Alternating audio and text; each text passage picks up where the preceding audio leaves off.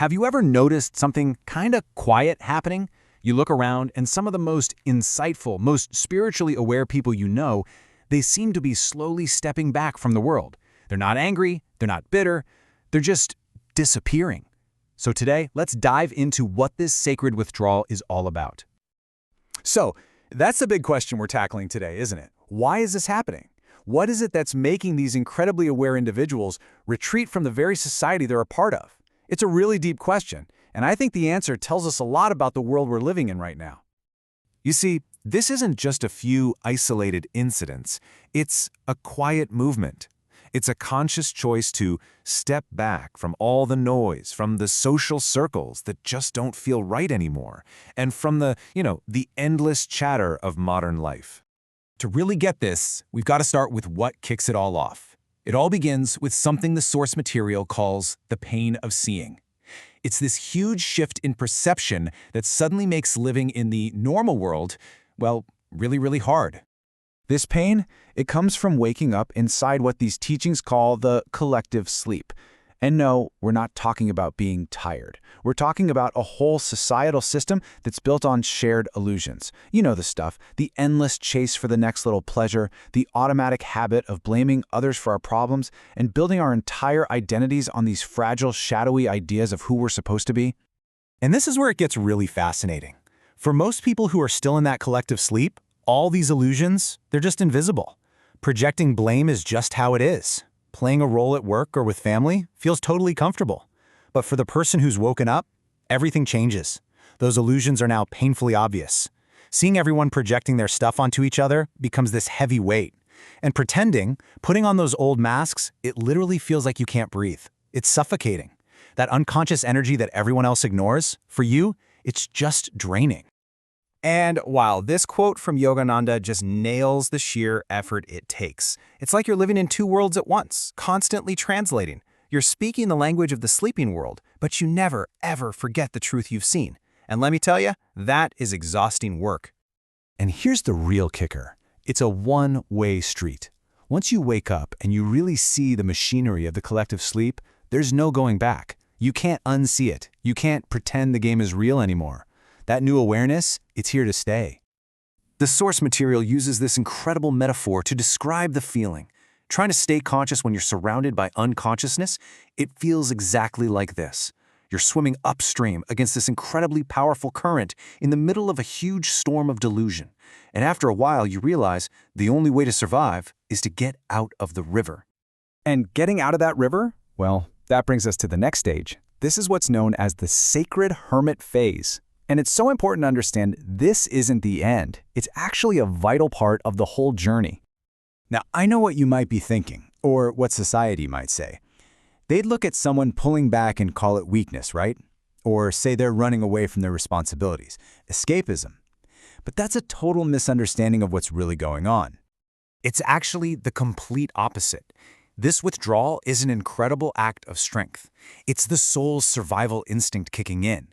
It's about protecting that tiny, fragile flame of new consciousness from getting blown out by the storm outside. I mean, this hermit phase is an ancient path. It's this archetypal journey that you see in traditions like yoga and even in the psychology of Carl Jung. It's a sacred time out, basically, to create a safe space where your true self can finally start to come out and your inner wisdom can bloom without all the noise and interference from the outside world. So, why is being alone so important here? Yogananda put it so beautifully. Silence is the altar of spirit. It's only in the quiet, when you get away from the opinions and projections of everybody else, that you can do the really deep spiritual work. It's where you can finally hear your own voice. And that's really the whole point of this phase. In that sanctuary of silence, all the masks we have to wear every day, the work mask, the family mask, the social mask, they just start to fall away. And what steps forward is the real you. The authentic self that's been hiding underneath it all. But here's the thing. This isn't the end of the story. Not by a long shot. The hermit doesn't stay in the cave forever. And that brings us to the final and most hopeful part of this cycle, returning transformed. Just look at this slide. It lays out the before and after so clearly. The old self, it was all caught up in careers that felt false, relationships held together by masks. But after the transformation in silence, they come back to serve in a totally new way, as artists creating from their soul, as healers, as teachers, all of them coming from a place of real, deep authenticity. So the key is, they don't go back to their old lives. They can't. It's impossible. Instead, they build new lives, quieter, simpler lives. They re-engage with the world, but this time, it's on their own terms. They serve others in ways that are true to who they are now, in ways that don't drain their soul. This quote just says it all, doesn't it? Once you've had a taste of a deeper reality, all the superficial games, the toys of the world, they just lose their shine. There's no going back to playing those old unconscious games once you're awake. So when you zoom out and look at the whole journey, you see it's this clear three-step path. It's a process as old as time. Step 1, you withdraw to protect that new awareness. Step 2, you transform by finding your true self in the quiet. And step 3, you return to serve the world in a completely new and meaningful way. And this right here, this might just be the most powerful idea in this whole explainer. From the outside, it looks like someone's just checking out. But from the inside, they're building something. They are laying the foundation for a whole new way of being, not just for themselves, but maybe, just maybe, for all of us. So, if any of this is hitting home for you, if you felt that pull to step back, the message here is so clear and so validating. That feeling isn't selfish, it's not wrong, it is a sacred and absolutely necessary part of your soul's journey. And at the end of the day, this whole process serves such a bigger purpose.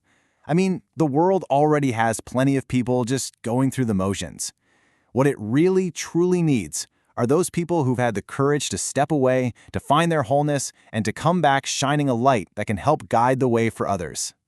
And that really just leaves us with one final question to sit with.